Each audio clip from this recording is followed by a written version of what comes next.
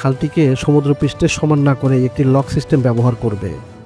এর মাধ্যমে জাহাজগুলোকে এক ধাপ থেকে আরেক ধাপে তোলা নামানো সম্ভব হবে। এটি ছিল প্রযুক্তিগত এক অসাধারণ উদ্ভাবন। মানব ইতিহাসে এমন কিছু প্রকল্প আছে যা কেবল একটি দেশকেই নয়, বরং পুরো পৃথিবীকে বদলে দিয়েছে। পানামা খাল সেই প্রকল্পগুলোর অন্যতম।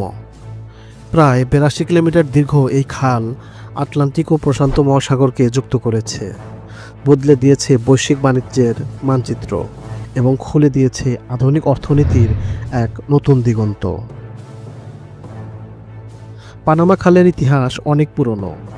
ইউরোপীয় অভিযাত্রীদের সময় থেকেই এই অঞ্চলে একটি সংযোগ পথ তৈরির স্বপ্ন ছিল, কারণ দক্ষিণ আমেরিকার চারপাশ ঘুরে জাহাজ চালানো ছিল সময় সাপেক্ষ ও ঝুঁকিপূর্ণ। 1600 শতকেই স্প্যানিশ অভিযাত্রীরা প্রথম বুঝতে পারে মধ্য আমেরিকার সরু স্থলভাগে একটি কৃত্রিম খাল তৈরি করা সম্ভব হলে বাণিজ্যে বিশাল সুবিধা পাওয়া যাবে। কিন্তু প্রকৃতপক্ষে খাল নির্মাণের উদ্যোগ শুরু হয় 1900 শতকের শেষ দিকে। প্রথমে ফরাসিরা এর দায়িত্ব নেয়। বিখ্যাত প্রকৌশলী ফের্দিনান্দে লেসেপস, যিনি সুয়েজ খালের নির্মাতা, তিনি পানামা খাল প্রকল্পে নেতৃত্ব দেন। তবে ভৌগোলিক জটিলতা, প্রবল বৃষ্টি, কাদামাটির ভূমি ও সবচেয়ে বড় বাধা ম্যালেরিয়া ও ইয়েলো ফিভারের মতো মহামারী ফরাসিদের প্রচেষ্টাকে ব্যর্থ করে দেয়।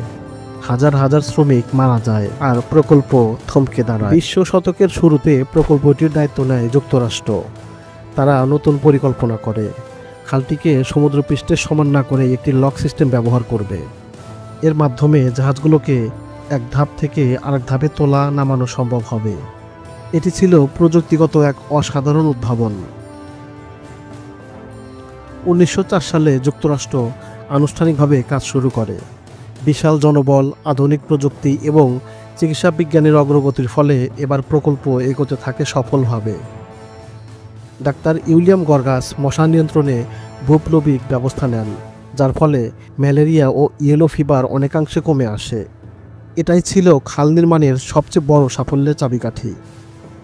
অবশেষে 1904 সালে পানামা খাল আনুষ্ঠানিকভাবে চালু হয় এবং সেই মুহূর্ত থেকেই বৈশ্বিক বাণিজ্যে শুরু হয় এক নতুন অধ্যায়।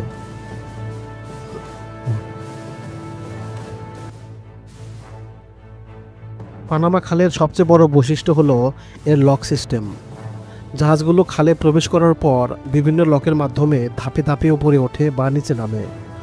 উদাহরণস্বরূপ, আটলান্টিক দিক থেকে প্রবেশ করা একটি জাহাজকে প্রথমে গাটুন লেক দিয়ে তোলা হয়, তারপর গাটুন লেক অতিক্রম করে এরপর আবার প্রশান্ত মহাসাগরের দিকে নামানো হয়। এই সিস্টেমের ফলে সমুদ্রপৃষ্ঠ থেকে প্রায় 26 মিটার উঁচু গাটুন লেককে ব্যবহার করা সম্ভব হয়েছে। এক কথায়, খালের প্রতিটি লকই এক একটি বিশাল পানির লিফট।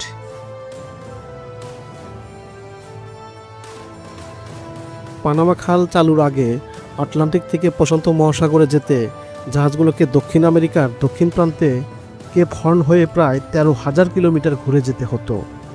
এখন পানামা খাল ব্যবহার করে সেই দূরত্ব কয়েক হাজার কিলোমিটারে নেমে এসেছে এবং ভ্রমণের সময় বাঁচে প্রায় 2 সপ্তাহ পর্যন্ত। আজকের দিনে গড়ে প্রতিদিন প্রায় 40টির বেশি জাহাজ এই খাল অতিক্রম করে। বছরে প্রায় 14,000 থেকে 15,000 জাহাজ পানামা খাল ব্যবহার করে, যেগুলোতে থাকে তেল, প্রাকৃতিক গ্যাস, শস্য, ভোক্তপণ্য, কন্টেইনার সহ নানা রকম পণ্য। বলা হয় বিশ্বের মোট সামুদ্রিক বাণিজ্যের প্রায় 5% এই খালের উপর নির্ভরশীল। সময় পরিবর্তনের সঙ্গে সঙ্গে বড় আকারের জাহাজ তৈরি হতে শুরু করে, তাই 21 শতকে এসে খালের ক্ষমতা বাড়ানোর প্রয়োজন দেখা দেয়। 2007 সালে শুরু হয় পানামা খাল সম্প্রসারণ প্রকল্প, যা শেষ হয় 2016 সালে। এই নতুন প্রকল্পে আরও বড় লক সিস্টেম তৈরি করা হয়, যা নিউ পানামা ক্যানাল বা পানামা ক্যানাল এক্সপ্যানশন নামে পরিচিত।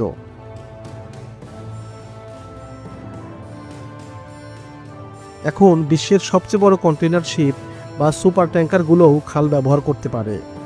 এর ফলে পানামা খালের গুরুত্ব আরও বেড়ে গেছে বহুগুণে। পানামা খাল শুধু বৈশ্বিক বাণিজ্যই নয়, পানামা দেশটির অর্থনীতিতেও বিশাল প্রভাব ফেলেছে।